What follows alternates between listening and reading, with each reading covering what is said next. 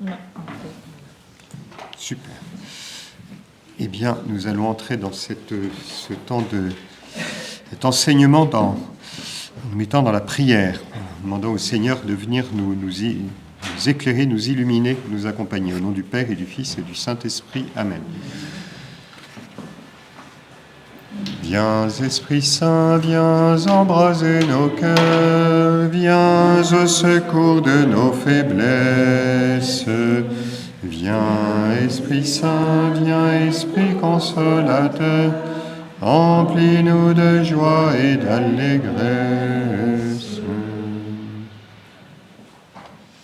Amen. Je vous propose cette année de suivre les pères de l'Église de deux manières, ce qui peut-être apportera un peu de complexité, j'espère qu'il n'y en aura pas trop, puisque nous serons à deux niveaux, à la fois dans l'histoire de la liturgie, comment la liturgie s'est mise en place, et ce qui est peut-être plus nourrissant et plus important pour nous, mais quoique le premier point est déjà important, ce sera aussi une lecture des pères de l'Église. J'aurais pu, d'ailleurs j'y ai un peu pensé, vous faire une présentation des jours saints avec les beaux textes des pères de l'Église, mais en racontant les jours saints tels que nous les vivons aujourd'hui. Alors, ce que nous vivons aujourd'hui, c'est le fruit d'une sédimentation, d'une longue histoire. Voilà. À l'époque des pères de l'Église, comme vous allez le voir tout à l'heure, il y a beaucoup de choses qui n'étaient pas encore en place. Alors, je crois que c'était intéressant quand même d'aborder le premier point, de voir comment cette liturgie s'est mise en place. Et pour ça, nous sommes très gâtés parce que nous avons des témoignages, notamment le témoignage d'une sainte femme, une grande bourgeoise de Bordeaux, qui s'appelait Égérie et qui nous a raconté comment se passaient les jours saints à Jérusalem. Donc on est vraiment au plus proche du témoignage des premiers chrétiens tel que la liturgie était en train de se mettre en place. Et vous savez que la grande réforme qui a été menée par Pie XII, le pape Pie XII, pour la Semaine Sainte et ensuite le Concile de Vatican II, s'est beaucoup inspiré de l'époque des pères de l'Église. On a beaucoup regardé ce que raconte Égérie. Alors nous allons suivre ce que dit Égérie. À certains moments, je vous raconterai simplement ce qui se passait à Jérusalem. Voilà. J'ai fait à peu près le même enseignement, il doit y avoir 6 ans, mais ça fait 10 ans que je suis ici. Bon, j'espère que votre mémoire vous a fait oublier tout ça, comme ça permettra d'être à neuf. J'ai repris pas mal de choses. Je me suis dit, oh là là, il y a 6 ans, je leur ai donné tous les détails historiques. Il faut reconnaître que c'était assez drôle, parce qu'on voyait comment la foule se déplaçait d'un endroit à l'autre, comment il y avait les prédications, comment ils allaient manger, ils n'allaient pas manger, comment ils devaient aller dormir, puis ils dormaient pas. Voilà, alors tous ces détails, je me suis dit, les pauvres paroissiens, ils ont subi ça, donc je vous en ai retiré pas mal, mais à certaines fois, je me disais, c'est quand même dommage que je ne leur raconte pas. Bon, écoutez, on ne peut pas tout raconter. J'aimerais bien aussi donner plus de place à certaines lectures. Nous le ferons notamment quand je vous parlerai de la spiritualité de la croix, où il y a des textes d'une beauté absolument incroyable. Voilà, donc c'est un peu l'idée de regarder d'une part l'histoire et d'autre part les très beaux textes. Nous en avons eu un exemple ce matin à l'office des lectures. D'ailleurs, je le citerai tout à l'heure. Voilà. Donc Égérie, cette femme qui a écrit un livre remarquable, d'ailleurs je vous en recommande la lecture, vous pouvez aller l'acheter. Je ne sais pas si on fait des cadeaux de Pâques, mais vous pouvez vous offrir mutuellement des cadeaux de Pâques en vous offrant le voyage d'Égérie à Jérusalem, journal de voyage, c'est édité. Et c'est tout à fait passionnant.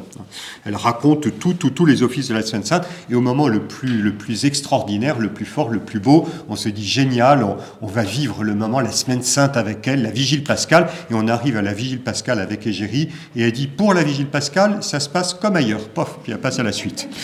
Alors on est un peu déçus. Alors dans ce cas-là, ce que j'ai fait, ça a été d'aller regarder Saint-Ambroise, qui est plus proche de nous, qui est à Milan, à peu près exactement à la même époque. Nous regarderons Saint-Ambroise, mais je citerai également Saint-Cyril de Jérusalem et quelques autres. Voilà. Alors, si nous suivons les pères de l'Église, ce n'est pas pour faire de l'érudition, même si c'est toujours très agréable de pouvoir dire dans un salon, ah ben bien sûr, le pseudo-épiphane, mais que voulez-vous par rapport à Grégoire de Nazianze? J'ai toujours préféré les écrits de... Voilà, l'école antiochienne, voilà, trouve grâce à mes yeux. Alors c'est pas très malin et ça nous avance pas à grand-chose.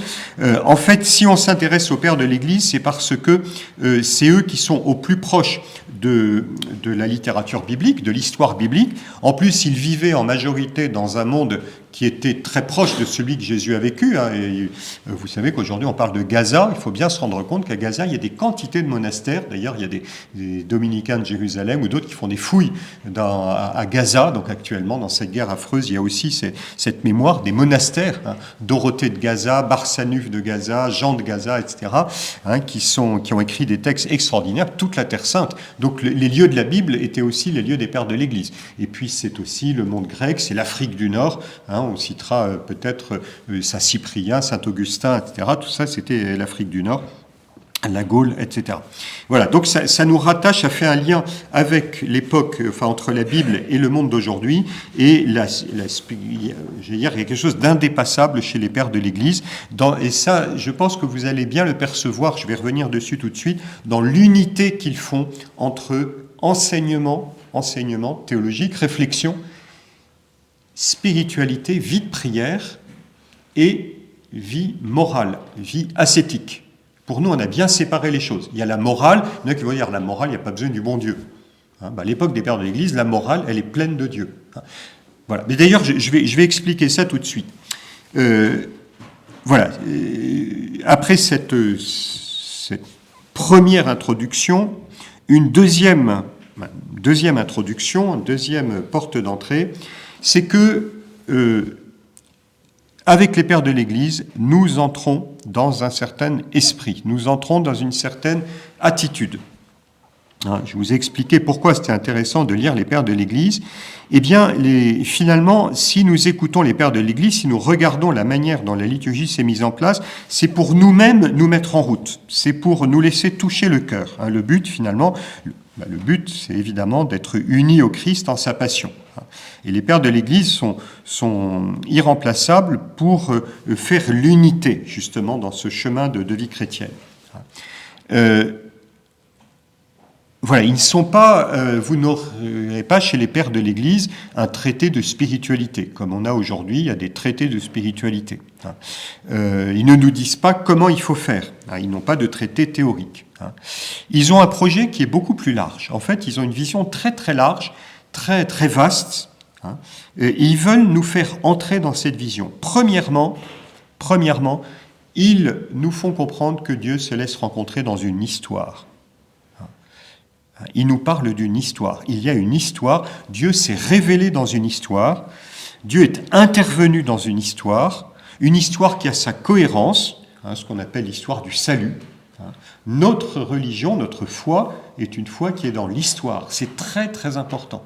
Il n'y a pas une vérité qui tombe de haut. Ça, je vous l'ai dit souvent. Il ne faut pas présenter la Bible en disant voilà la parole de Dieu. Non. La Bible est le livre le plus beau, le plus important. C'est un signe. Oui ?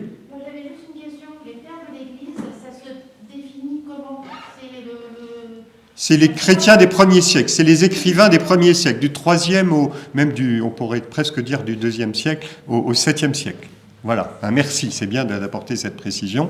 Merci d'avoir posé la question qui était essentielle pour tout le monde. Voilà, c'est les écrivains grecs, latins, arabes, nord-africains qui ont écrit du 3e siècle on peut dire d'Origène, qui était un alexandrin, jusqu'à Grégoire le Grand pour les latins, et chez les byzantins, on peut dire Saint Maxime le Confesseur, enfin voilà, le 6e, 7e siècle. Voilà, voilà une histoire. Notre foi, c'est pas un ensemble de doctrines mises les unes à côté des autres. On croit ceci, on croit cela. Non. Il y a une histoire. On a beaucoup retrouvé au XXe siècle, vous savez, toute la théologie. Vous avez entendu parler du père de Lubac ou pas ? Vous connaissez le père de Lubac. C'est quelqu'un qui était très sensible à ça, parce qu'il a beaucoup lu les pères de l'Église. Il connaissait très très bien les pères de l'Église. Et il a retrouvé cette vision historique, un peu à la manière de saint Augustin, qui dit, regardez, Dieu construit une cité, c'est beau comme thème, un temple, même une cité avec tout le monde, dans l'histoire. Et toute l'histoire a une cohérence. Toute l'histoire a une cohérence, et c'est pour ça que on va voir le rapport, par exemple, entre l'Ancien et le Nouveau Testament. Dieu est intervenu petit à petit. Il a attiré son peuple par des liens d'amour, par des liens de fidélité. Donc c'est-à-dire que l'Ancien Testament, c'est pas uniquement la preuve que le Nouveau Testament, ça va être la vérité. Souvent, on va chercher des preuves dans l'Ancien Testament. C'est très plat. Voilà, il y a des textes. Vous voyez, c'était marqué à l'avance. Paf, c'est marqué, ça tombe bien. Paf, ça correspond. Il y a l'Ancien, le Nouveau Testament, espèce de truc de preuve. C'est ça très sec et ça me donne pas envie de croire. En revanche, si je vois comment Dieu va appeler Abraham, c'est concret. Ça, c'est une histoire. Et la promesse qu'il fait à Abraham, petit à petit, il va attirer Abraham par des liens d'amour. Et il va mener Abraham c'est un itinéraire magnifique, Abraham. C'est une histoire, mais c'est une histoire de fidélité. Et puis après Abraham, il y aura l'histoire du peuple d'Israël, il y aura des fidélités, des infidélités. Et en lisant cette histoire, on dit, mais c'est un peu mon histoire. Et on voit comment petit à petit Dieu va... Il y a une espèce d'histoire un peu dramatique entre Dieu et l'homme, mais le temps de l'histoire, ça nous permet nous-mêmes de comprendre qu'il y a quelque chose de très très concret. C'est pas quelque chose qui nous est tombé de haut. Et les pères de l'Église vont d'abord montrer que cette histoire de l'Ancien Testament, l'histoire du peuple d'Israël, a une consistance. C'est la raison pour laquelle la première hérésie que l'Église a condamnée, c'est le marcionisme. À quelle époque ? C'est très ancien, très très ancien. C'est au IIe siècle. Des chrétiens qui disaient « on n'a plus besoin de l'Ancien Testament, on n'a plus besoin du peuple juif ». Et bien, les évêques, le pape, ont dit « non, nous avons besoin de ce lien avec le peuple juif ». Alors ensuite, ça a été un peu douloureux avec eux, on les a maltraités, mais on disait « on est liés à vous ». Parce que cette histoire, c'est là que Dieu s'est révélé. Et évidemment, cette histoire, elle trouve son plein accomplissement en Jésus-Christ. Je vais reciter un passage très émouvant que nous avons entendu ce matin, qui ne nous a pas échappé, qui nous montre cette unité de l'histoire. Je cite le pseudo-épiphane dont nous avons eu la lecture ce matin.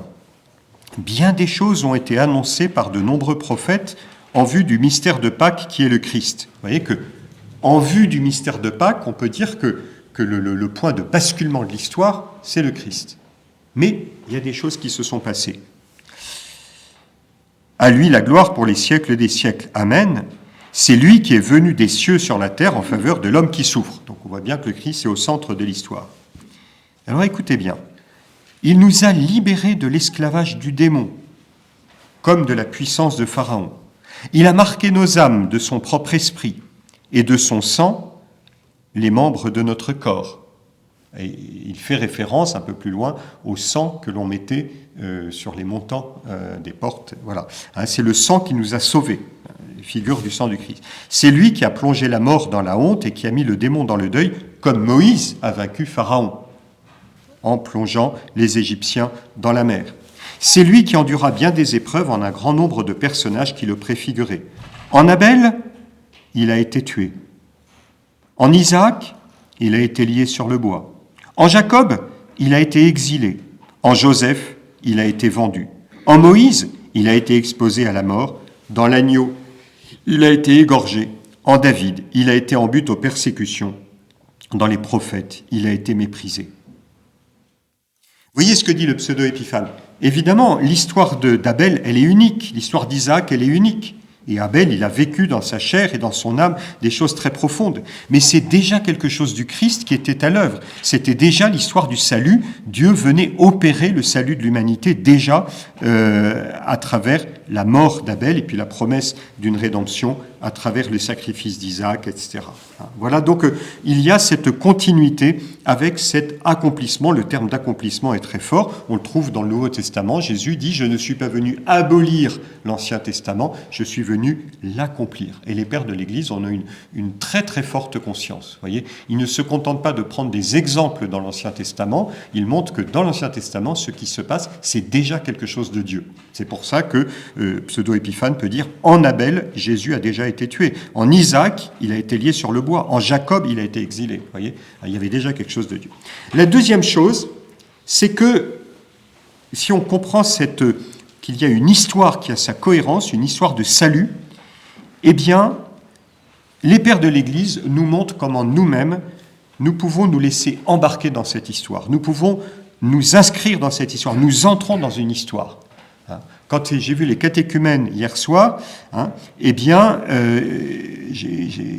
on a cette rencontre qu'on fait toujours en début de Semaine Sainte. On a pu leur montrer qu'ils ne vont pas rentrer tout seuls dans le baptême, la petite spiritualité. Aujourd'hui, tout le monde développe une spiritualité personnelle. Non, une personne qui dit « ça va, je me débrouille avec Dieu, je suis tout seul ». Eh bien, on a beaucoup insisté sur le fait qu'ils entrent dans une communauté, dans une histoire. On entre dans le mouvement d'un grand fleuve qui conduit vers la mer, l'océan de la vie éternelle. C'est une image qu'avait le père de Lubac, il parlait du grand fleuve, le grand fleuve de la tradition. Eh bien, il s'agit d'être intégré. On peut dire que le petit ruisseau de la vie de chacun va rentrer dans le grand fleuve de l'histoire. Il s'agit d'entrer nous-mêmes dans cette histoire. Et c'est très encourageant de se dire j'entre dans une histoire. Parce que là où dans ma vie, je me sens un peu seul par rapport à mes propres péchés, ma propre infidélité, eh bien je sais que cette histoire, elle est une histoire où Dieu ne cesse d'aller chercher son peuple et se montre fidèle. Et finalement, dans cette histoire, Dieu se montre patient, la patience de Dieu dans l'histoire. Dieu me supporte. Il me supporte, rendez-vous compte, depuis 57 ans. Il ne m'a jamais chassé. Il me permet d'être dans cette histoire. Comme ça, vous connaissez mon âge. Voilà. C'est bien de me rappeler quelquefois parce que j'oublie. Voilà. Depuis 2000 ans, depuis 4000 ans avec Abraham, ça a marché avec les autres. Il a été fidèle pendant si longtemps. Eh bien, il le sera encore aujourd'hui. Alors, le premier lieu où nous entrons dans cette histoire, c'est la liturgie.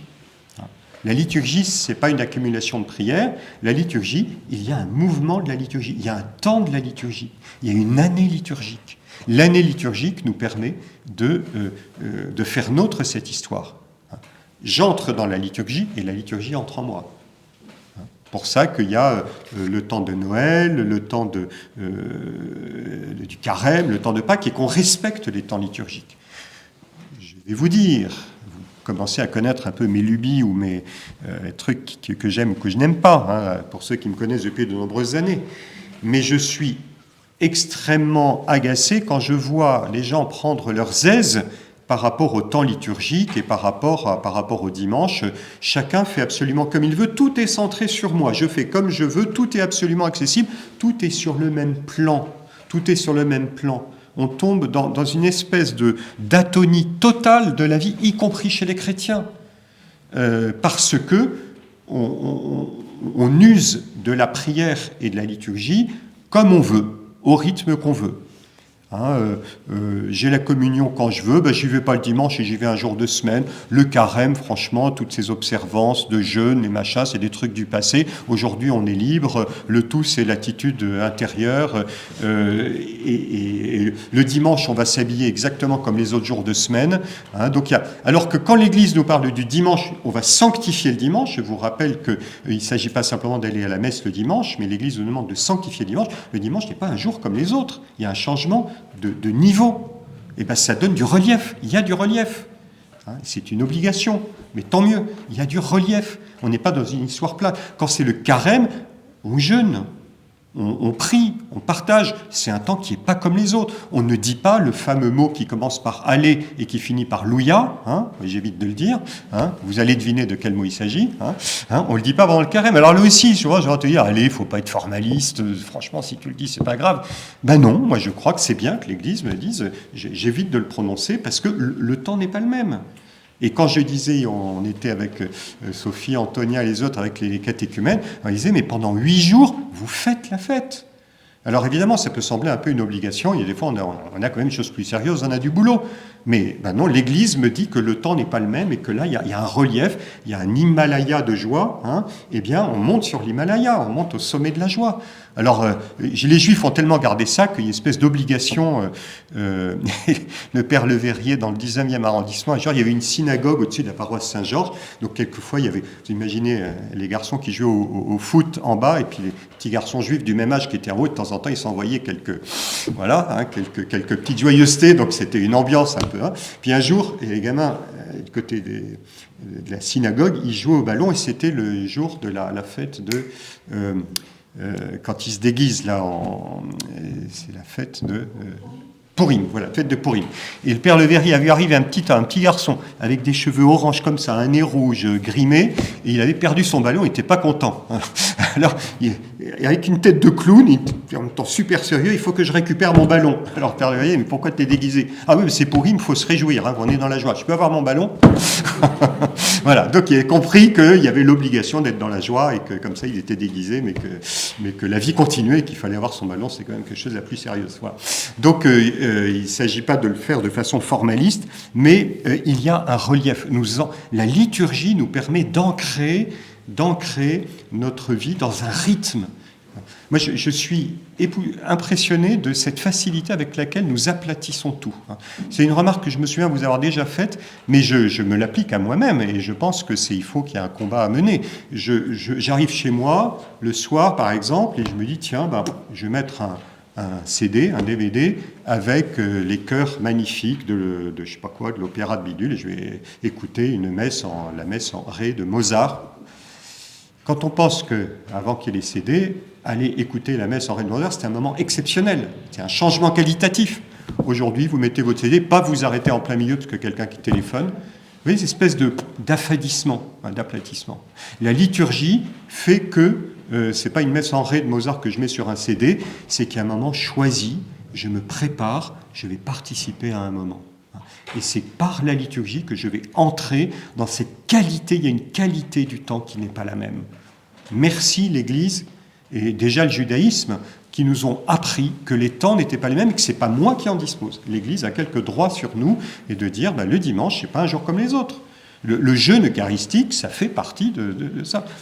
Je donne beaucoup plus d'importance que prévu à ce thème, mais pour les pères de l'Église, c'est fondamental. Ça veut dire que la liturgie va être la matrice de la vie spirituelle. On a une spiritualité très importante, c'est bien, c'est très... En Occident, on a appris à avoir une spiritualité du cœur. Moi, je suis un fan de Saint Jean-Eudes, donc je crois à fond à cette spiritualité du cœur, mais il ne faut pas que ça nous déconnecte. Et chez Saint Jean-Eudes, il y avait aussi cette vision ecclésiale, large du cœur. Le cœur de Jésus, il rassemble tous les hommes et il nous unit, et on entre dans cette histoire par la liturgie. Voilà. Pensons bien au relief, et la Semaine Sainte, ce n'est pas une semaine comme les autres, et les pères de l'Église étaient très très conscients de ça. Le cadre de la vie chrétienne est liturgique, la liturgie est la matrice de la vie spirituelle. Et enfin, le troisième point, donc je vous ai dit d'abord une histoire, deuxième point, j'entre dans l'histoire par la liturgie, et troisième point, évidemment, la liturgie ne doit pas être extérieure. Alors, j'ai beaucoup insisté sur la dimension communautaire, sur le temps, sur la dimension objective, mais il y a aussi, bien sûr, cette dimension du cœur. Alors, on y arrive. La liturgie doit s'accompagner d'un changement de vie. Il y a deux aspects qui vont ensemble chez les pères de l'Église, qui ne sont pas séparés. D'abord, un changement de vie concrète, ce qu'on appelle la vie ascétique. L'ascèse, ce n'est pas uniquement le fait de se priver. La vie ascétique, c'est les efforts qu'on fait pour aller vers le Seigneur. Ou la morale, aujourd'hui on dirait simplement la morale. Il y a un changement de vie. si on veut participer à la liturgie, il y a un changement de vie. C'est pour ça aussi que l'Église nous dit l'accès à la communion, il y a des choses à vivre, sinon on est en décalage entre ce qu'on célèbre et notre propre vie. Pourquoi certains ne sont pas en état de communier? Parce qu'ils ont encore un chemin de conversion à vivre. Et donc, il y a un accord entre la liturgie et les choix de vie et la morale. Mais aussi l'attitude intérieure, ce qu'on appelle dans un langage plus moderne la vie spirituelle ou la vie intérieure, qui évidemment, on va dire, est la source de tout. La source de tout. Alors là, on a nos maîtres de la vie spirituelle. On a nos maîtres de vie spirituelle, mais je pense... Je dis ça un peu en souriant, parce que je vois Antonia et Sophie qui aiment bien l'une et l'autre le Carmel et l'école ignatienne. On peut dire que Saint Ignace et le Carmel, c'est vraiment les grands maîtres de la vie intérieure. C'était eux ils ont irrigué la modernité de toute cette manière de ce qu'on appelle la conquête des âmes au XVIIe siècle, la conquête du cœur. Mais ils avaient, les saints du Carmel et les saints et Saint Ignace, avaient un sens très aigu de la liturgie. Chez Saint Ignace, on vit au rythme de la vie du Christ. Voilà. Donc tout passe par le cœur, c'est évident.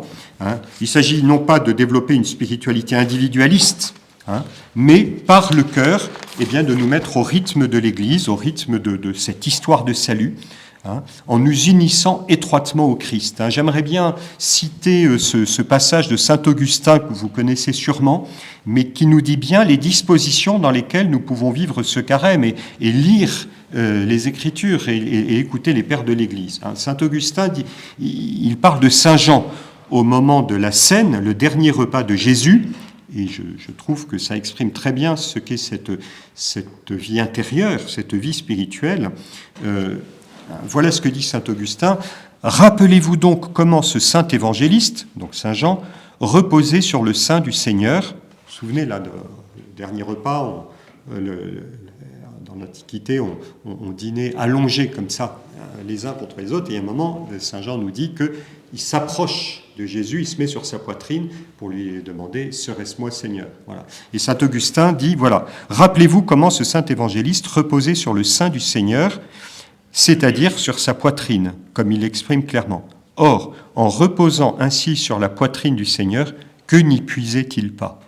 Il a beaucoup repris cette thématique, Jésus qui a reposé, et qui s'est reposé contre le cœur du Seigneur, a pu y puiser toutes les richesses qu'il a exprimé ensuite dans son évangile. Voyez ? Et nous-mêmes, nous reposons sur le cœur du Christ. On est tout proche du cœur du Christ. Pour, comme une espèce d'échange, comme disait saint Philippe Néri, cœur à cœur, saint François de Sales. Il y a un cœur à cœur, un dialogue intérieur avec Jésus, et c'est par le cœur, par l'intérieur, en reposant sur la poitrine du Seigneur, comme dit saint Augustin pour saint Jean, en reposant sur la poitrine du Seigneur, qu'il y a cette espèce d'infusion finalement, la beauté de la liturgie dans cet aspect communautaire, ecclésial, comme on le verra à la Vigile pascale, la beauté aura une source cachée aux yeux des hommes. La source cachée, c'est la qualité de votre prière personnelle pendant les jours qui viennent.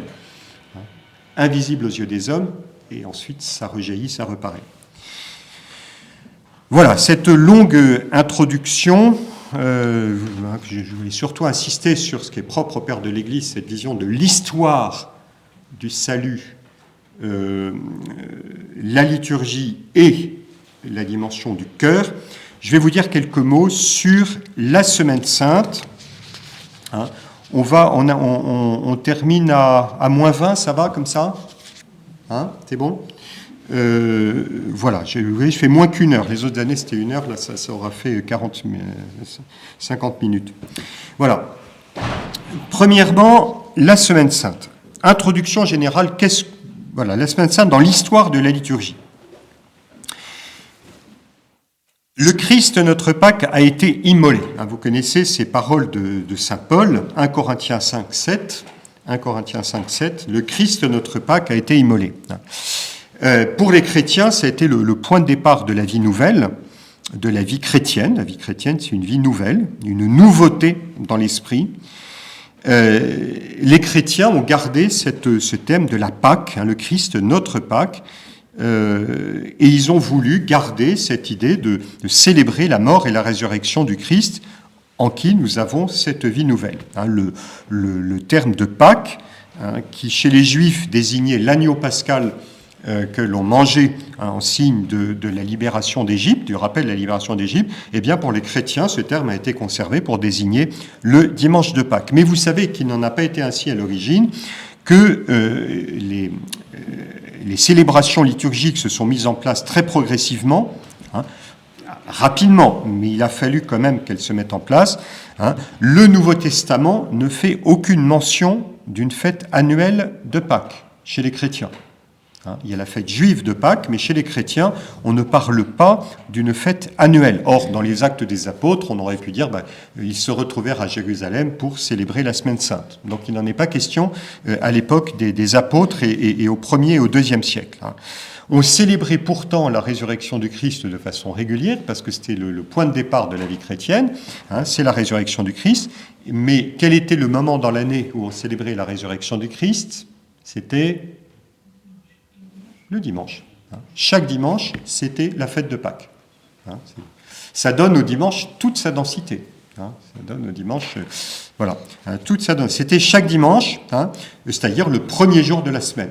Le Shabbat, voilà, qui est le jour du repos, et c'est le pseudo-épiphane qui parle du grand repos de Jésus au tombeau, et le premier jour de la création, ou le 8e jour, parce qu'il y a quelque chose de nouveau, eh bien, c'est le dimanche. Donc c'est d'abord ça, dans la conscience chrétienne, le dimanche, c'est le jour de la résurrection. C'est pas le dimanche qui a découlé d'une fête annuelle, c'est plutôt la fête annuelle qui va se cristalliser, qui va cristalliser cette fête de Pâques. Alors, cette fête de Pâques célébrée annuellement, il en est question quand même au milieu du IIe siècle, vers 130-140.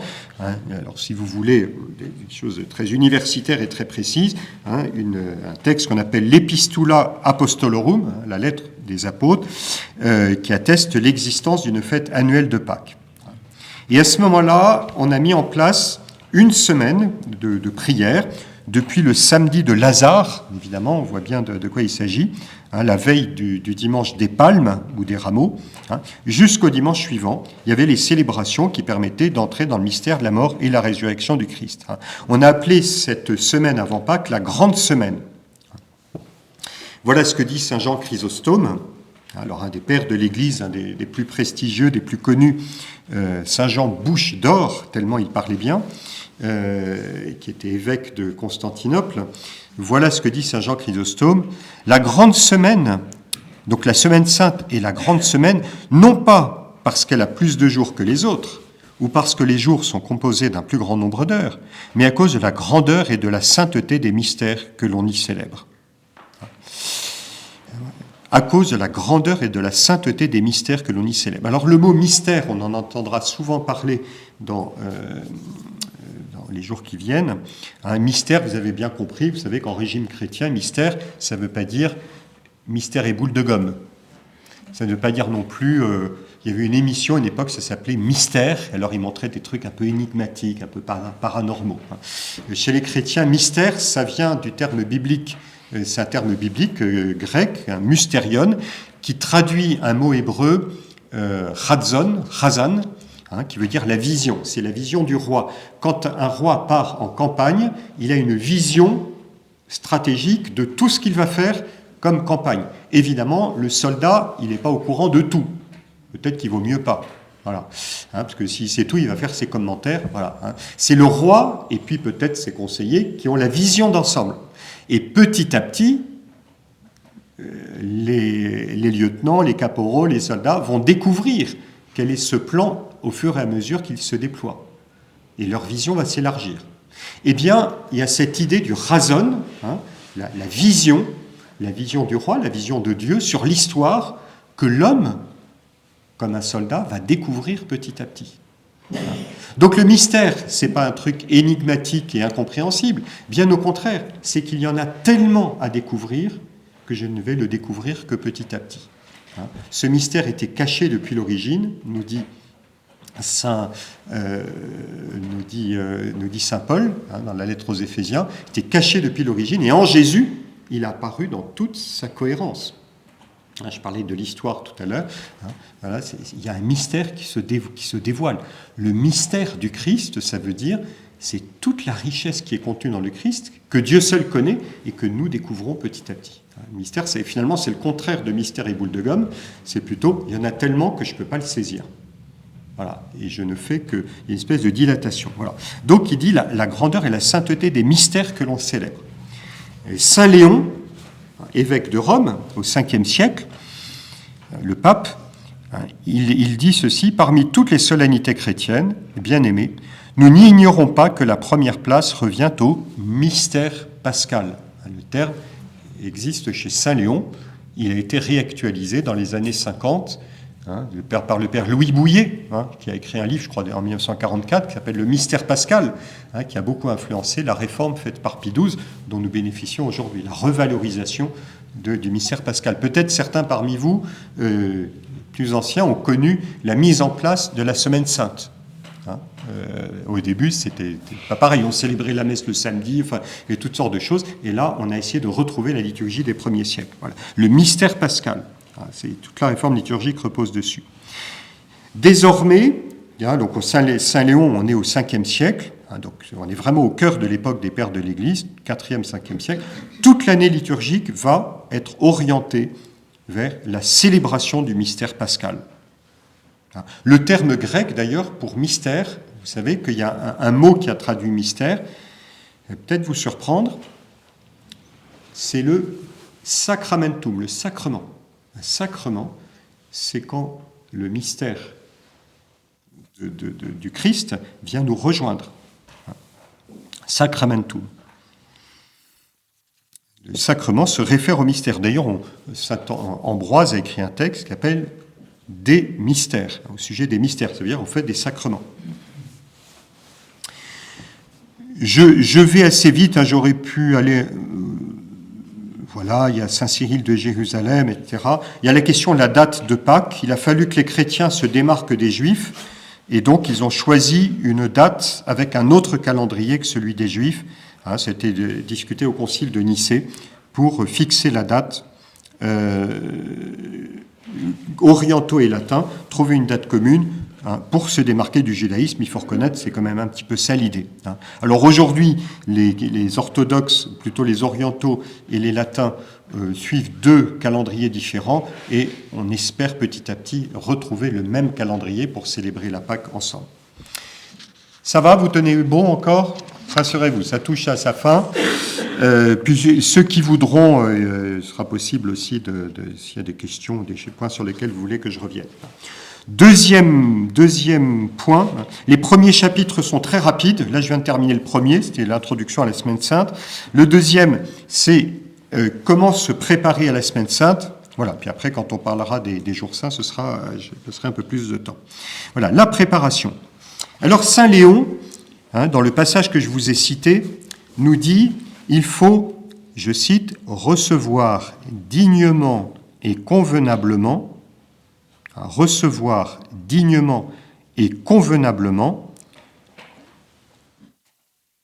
le mystère pascal, ce qu'on célèbre au mystère pascal, le recevoir dignement et convenablement. Et c'est ce à quoi nous disposent les institutions de l'année entière. C'est-à-dire que toute l'année, d'une certaine manière, nous prépare à célébrer Pâques. On n'en prend pas suffisamment conscience, mais quand l'Église parle de la communion pascale, vous savez qu'elle nous fait obligation d'aller à la messe tous les dimanches, mais il y a une autre obligation, c'est celle de la communion pascale. On communie au moins une fois dans l'année. Alors autrefois, on communiait très très peu, parce qu'on avait très peur de... Voilà. Heureusement, on a retrouvé l'usage d'une communion plus fréquente, avec le pape Saint Pie X, voilà. Mais la communion pascale est vraiment ce qu'il y a de plus important.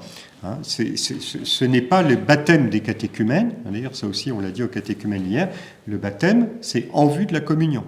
Vous allez renouveler vos promesses de baptême ce soir pour communier. La communion, il n'y a rien de plus grand. Il n'y a rien de plus grand que la communion.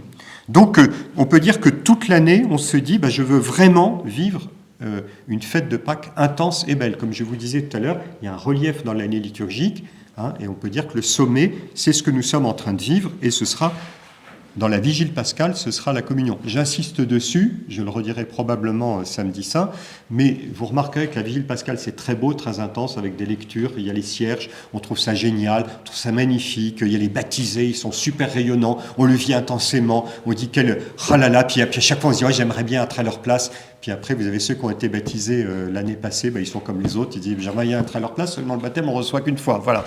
Alors vous pouvez le vivre si vous vivez finalement chaque carême de façon intense, comme les catéchumènes. Et puis à ce moment-là, il y a une espèce de relâchement, c'est la messe comme tous les dimanches. Puis, ça se termine, il y a la communion, ça on connaît, pas de problème, la communion, puis après on va boire un coupe de champagne avec les baptisés. C'est très dommage. En réalité, ça devrait être l'inverse. Au moment où il y a le baptême, on dit on va vers quelque chose d'encore plus grand et d'encore plus beau. C'est que je vais communier. Et que ma communion, elle va être belle. Parce que je m'y suis préparé pendant tout ce carême, pendant toute cette semaine sainte, d'une certaine manière, pendant toute l'année. Chaque communion, chaque dimanche, évidemment, doit être belle. Mais là, c'est avec tout cet environnement spirituel de la liturgie. Vous voyez ? Donc la communion pascale suppose qu'il y ait une longue préparation. Voilà. Donc il y a une semaine pré-pascale, avant Pâques, qui est marquée par le jeûne, plus ou moins étendu selon les communautés. Et puis au IVe siècle, la période de jeûne s'est élargie pendant 40 jours, la quadragesima, qui est devenue notre carême. Alors les 40 jours qui se réfèrent bien sûr aux 40 jours de Jésus dans le désert et les 40 ans d'Israël au désert. Voilà. On se prépare à célébrer Pâques par un effort de conversion, par la confession, là aussi, confession. L'Église demande une confession annuelle minimum, et évidemment liée à Pâques, ce qui est normal. Voilà. Vous savez qu'à Rome, le jeudi avant Pâques, c'est-à-dire ce que nous vivons maintenant, il y avait une liturgie de réconciliation avec les pénitents. C'était un peu sérieux. Quand quelqu'un n'était pas prêt à changer de vie ou à faire ce qu'il fallait, on lui donnait rendez-vous. Alors, sauf erreur de ma part, et peut-être des liturgistes qui corrigeront s'il le faut, mais quand on disait aux catéchumènes, pendant les scrutins, il y avait la prière au début de la messe, puis après on disait dehors les catéchumènes et les énergumènes. Les énergumènes, c'est ceux qui attendaient de recevoir l'absolution, et c'est ce qui se faisait le jeudi avant Pâques. Voilà, alors, je vais passer très rapidement un chapitre qui était censé être plus long sur le jeudi saint, mais je crois que j'ai dit déjà pas mal de choses. Voilà, chapitre 3, le jeudi saint. Le chapitre 4, ce sera le vendredi saint, et voilà. Donc, et puis ce soir aussi, je parle du jeudi saint maintenant, j'en reparlerai aussi ce soir.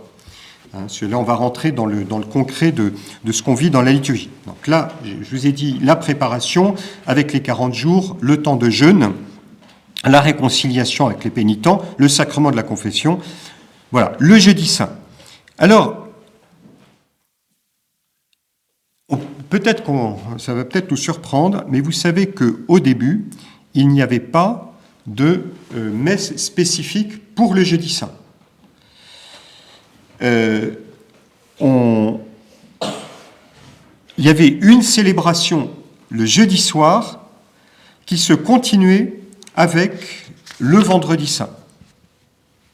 On avait vraiment l'unité entre ce qu'on célèbre le jeudi, c'est-à-dire la dernière scène, et la mort et la résurrection de Jésus sur la croix. Ça, je le développerai davantage ce soir, mais la messe telle que nous la connaissons aujourd'hui est le fruit d'un développement plus tardif où on a déconnecté le jeudi du vendredi. Mais initialement, les deux étaient très très liés.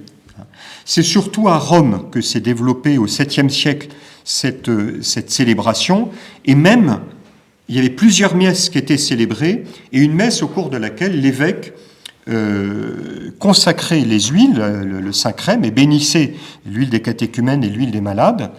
Donc on a fini par distinguer, après le 7e siècle, une messe chrismale et la messe en mémoire de la scène du Seigneur. C'était une espèce on a distingué, il y avait un tout, qui était le mystère pascal, et petit à petit, on a distingué les messes. Mais ça a été progressif, avec bien sûr la cérémonie du lavement des pieds, également attestée à Rome. Donc je vais terminer en disant quelques mots sur la messe chrismale. Cette messe était célébrée à la cathédrale du Latran, qui est la cathédrale du pape. Vous savez que ce n'est pas le Vatican qui est la cathédrale du pape. Le Vatican, c'est le tombeau de Saint-Pierre, mais la cathédrale, la première de toutes les églises, c'est le Latran. Donc le pape célébrait cette messe et il bénissait les huiles des catéchumènes et des malades. Et il consacrait le Saint-Crème qui va être utilisé pour le sacrement de baptême, la confirmation, l'ordination. Chrisma, qu'on retrouve dans le nom de Christ, et c'est sainte Cyril de Jérusalem qui dit dans ses catéchèses, et très belles catéchèses mystagogiques, que nous, en recevant l'Esprit Saint, nous devenons comme le Christ. Nous devenons même des Christ. Au début, on disait les chrétiens, christianoi, ça veut dire les sectateurs du Christ. Comme aujourd'hui, on dira, je sais pas quoi, il y avait les gaullistes, il y avait les, je sais pas quoi, les mitterrandistes, tout ce que vous voulez. C'est un peu comme ça qu'on dit les chrétiens. Puis Cyril de Jérusalem a dit, mais non, en fait, vous êtes devenus des Christ. Je termine avec cette citation de Saint Cyril de Jérusalem. Écoutez bien, parce que c'est très très beau et ça doit nous inspirer. Désormais, donc, participants du Christ, vous êtes à juste titre appelés Christ. Et c'est de vous que Dieu disait, ne touchez pas à mes Christ, dans un psaume.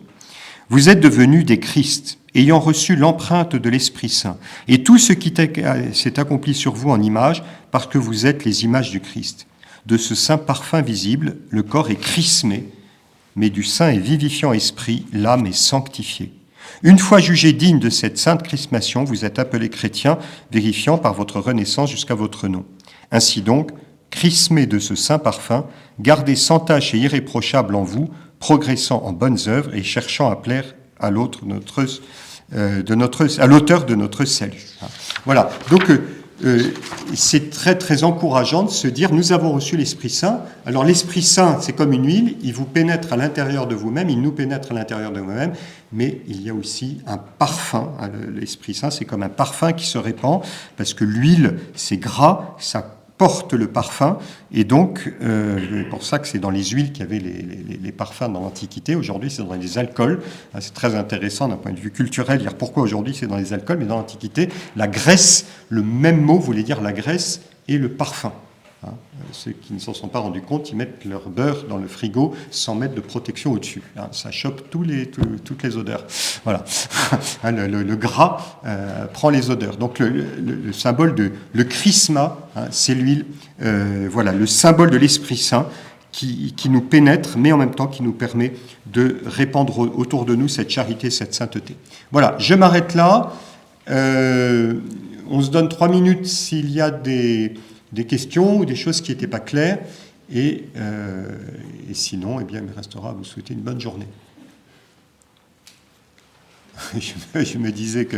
Oui ? Je vois pas quand le Christ a été exilé. Vous dites que le Christ a été exilé comme Jacob. Mais moi, je vois pas. Si, c'est là. Il a commencé ses premières années en Égypte. Voilà. Ben oui. Il était, le thème de l'exil est même tellement présent, même s'il est rapidement évoqué, qu'on va appliquer au Christ ce qui était dit d'Israël en Égypte. D'Égypte, j'ai appelé mon fils. Mon fils, c'est Israël. Donc il y a vraiment ce lien. Voilà. Moi, j'ai encore une question. Oui. Et puis, dans l'Ancien Testament, et puis dans les liturgies, on trouve toujours la séquence de 40 ans, 40 jours. Quelle est la valeur symbolique du chiffre 40 ? Alors, ça, spécifiquement, qu'on soit arrivé au chiffre 40, le chiffre exact, je ne connais pas suffisamment, mais dans la signification de l'Exode, par exemple, du Deutéronome, l'idée de 40, c'est pour marquer une génération. Voilà. Israël va aller au désert, et comme Israël est infidèle, eh bien, ceux qui étaient au désert, à l'époque, on mourrait beaucoup plus jeunes qu'aujourd'hui, c'est pas eux qui sont entrés en terre promise, mais ce sont leurs enfants ou leurs petits-enfants. Donc, 40 ans, leur génération m'a déçu, et j'ai dit, ce peuple a le cœur égaré, jamais ils n'entreront dans mon repos. Voilà. Alors, le chiffre 40, 4 fois 10, ça peut faire tous les calculs que vous voulez, mais c'est surtout l'idée d'une génération. Oui. Ajouter un petit complément d'information sur 40. Dans la culture juive, 40, c'est la gestation. Quand on attend l'enfant, ça dure 40 semaines. Et dans la culture juive, ah oui. c'est ça qui est, ils sont conscients de ça dans la culture juive. Et donc pour eux, 40, c'est la gestation. Voilà. Alors je vous avoue que merci de donner cette précision. Je l'avais trouvé dans un document, mais je dis d'où cela vient-il? Est-ce que c'est une spéculation, mais est-ce qu'on a des textes qui le... Moi, j'aime bien partir des textes. Oui. Mais voilà, le temps d'une gestation, en effet... Longtemps tout à la fois difficile, parce que c'est toujours difficile, une grossesse, il peut y avoir des douleurs et tout. Donc une épreuve un peu difficile, mais qui aboutit à la vie, à la naissance de la vie. Voilà. Merci. Oui. Une question aussi sur pourquoi et à quel moment est-ce qu'on a voulu séparer les fêtes de celles des fêtes juives. Par exemple, vous l'avez dit à un moment... Oui, de façon très nette à propos de la date de Pâques. Parce qu'il a fallu pour les chrétiens se démarquer du judaïsme, et ça a été très difficile et douloureux, on peut le dire, parce qu'on peut dire que le judaïsme était comme la matrice dans laquelle le christianisme est né. Jésus était juif et n'a jamais voulu quitter le judaïsme en tant que tel. Il a dit, désormais, nous allons ouvrir les richesses d'Israël aux nations païennes. Mais il ne s'agissait pas de rejeter le judaïsme. Et pourtant, les chrétiens avaient bien conscience qu'avec Jésus, il y avait une nouveauté totale. Comment accueillir les païens ? Alors très vite, il y a eu des disputes, on a ça dans les Actes des Apôtres, entre les Juifs et les chrétiens. Comme toujours, les disputes entre hommes, elles prennent des tournures quelquefois un peu douloureuses. Et pour marquer la possibilité de s'ouvrir aux païens, il y a eu une sorte d'exclusion mutuelle chez les chrétiens qui est arrivée très rapidement, mais qui n'était pas totale. Dès la fin du 1er siècle, d'une part du côté des chrétiens, dont la majorité au début était juifs, mais disciples du Christ, et d'autre part du côté du judaïsme qui s'est constitué en groupe, notamment sous l'influence des pharisiens, en plus avec les souffrances qu'ils ont connues, avec la guerre contre les Romains, ils se sont constitués comme deux religions l'une face à l'autre. Et c'est là qu'on a défini deux religions avec des contours bien précis. Et ça s'est traduit évidemment, la liturgie, comme je disais tout à l'heure, à l'époque de l'Antiquité et des pères de l'Église, régulait la vie. Comme je disais, c'était la matrice de la vie spirituelle. Donc une date de liturgie, ça permettait de s'identifier. Et c'est là qu'assez rapidement les chrétiens ont dit nous n'avons pas la même Pâque que les Juifs, mais on garde quand même l'idée de la Pâque, on lit toujours le livre de l'Exode. Voilà. Vous avez un livre très très intéressant comment il s'appelle, je pense à deux auteurs juifs américains très très très intéressants, très bien informés. Il y en a un, c'est Bourgel, qui suit la trace des premiers chrétiens qui essayaient de trouver leur place. On a quelques renseignements sur ce qui s'est passé entre les premiers pères la Bible et les premiers pères de l'Église. Et un autre qui s'appelle Boyarin, qui est très connu, qui est un classique, The Parting of the Ways, la séparation des voies. C'est un livre qui fait référence et il montre comment très rapidement les chrétiens et les juifs se sont dressés les uns contre les autres parce qu'il fallait qu'ils affirment qu'ils existent, mais en renforçant plutôt la différence. Voilà. Et donc la question de la date était assez déterminante. Mais on voit qu'il y avait quand même beaucoup d'interactions avec les juifs. C'est vraiment au 5e siècle, 4e, 5e siècle, qu'avec le concile de Nicée, on a dit cette fois-ci on tranche et on marque vraiment les différences. Ça va ? Ça fait déjà pas mal de choses. Alors, bonne journée de prière et de méditation. Et ce soir, nous regarderons justement la messe du jeudi saint, le sens de l'Eucharistie chez les pères de l'Église. J'espère que ce sera un peu plus unifié. Ce matin, il y avait beaucoup de choses. Il y avait sur les pères, il y avait l'introduction sur la vie spirituelle, il y avait l'introduction du jeudi saint. Ce soir, voilà, ce sera un peu plus unifié sur le jeudi saint. Bonne journée.